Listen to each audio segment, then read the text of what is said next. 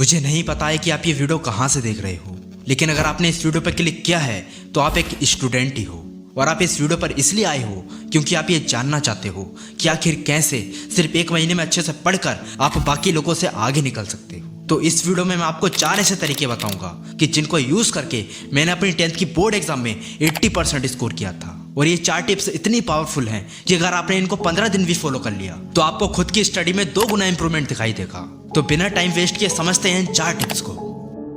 Tips number 1, हमेशा सुबह में पढ़ो।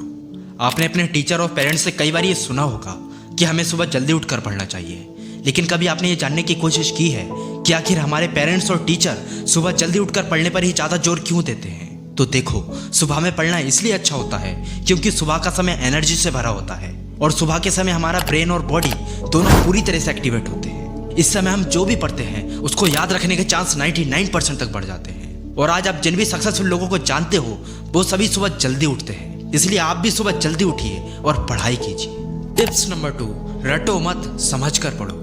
आपने अपनी क्लास में कई सारे स्टूडेंट को देखा होगा कि जब टीचर कुछ याद करने को देते हैं तो क्लास में सभी रट्टा मारना स्टार्ट कर देते हैं। हाँ, ठीक वैसे ही जैसे 3 इडियट मूवी में चतुर रट्टा मारता था, सेम यही गलती आप भी करते हो। भाई, चीजों को रटो मत बल्कि उसको समझो।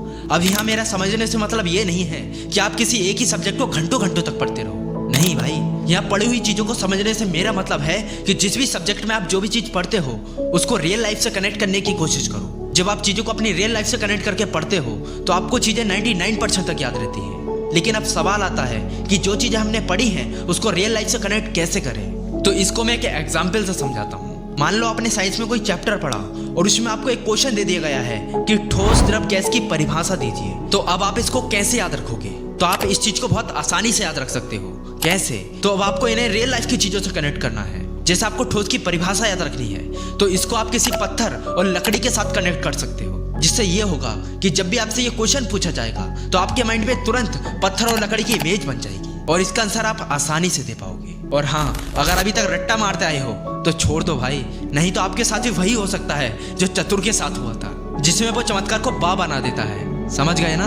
तो इसलिए भाई चीजों को रटो मत। टिप्स नंबर 3, जितना आपने पढ़ा है उसको दोबारा से पढ़ो, यानी रिवाइज करो।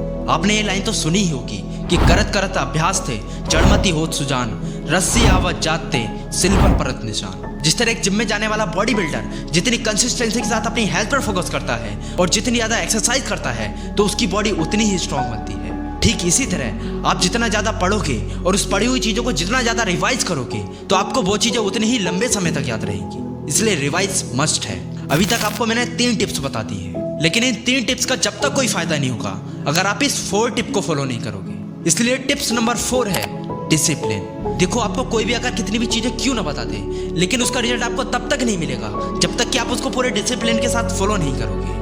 पता है बहुत से लोग किसी काम में फेल क्यों हो जाते हैं? क्योंकि वो उस काम को कंसिस्टेंसी और डिसिप्लिन के साथ नहीं करते हैं। उनका जब मन करता है तभी वो काम करते हैं, जब मन नहीं करता है तो वो मजे मारते हैं। लेकिन आपको ऐसा नहीं करना है। अगर आपने कुछ बनने का सोच रखा है तो भाई इसको पूरी कंसिस्टेंसी और डिसिप्लिन के साथ करो। फिर चाहे वो पढ़ाई हो या फिर कुछ और काम हो, हर चीज में डिसिप्लिन तो चाहिए ही चाहिए। इसलिए मैंने आपको ये जो 3 टिप्स बताई हैं इसको पूरी कंसिस्टेंसी के साथ फॉलो कीजिए। आप अपने एग्जाम में बहुत अच्छा परफॉर्म कर सकते हैं। फिर मिलते हैं अगली वीडियो में। अगर ये वीडियो पसंद आया हो तो इस वीडियो को लाइक और इस चैनल को सब्सक्राइब जरूर कीजिएगा। जय हिंद, जय भारत।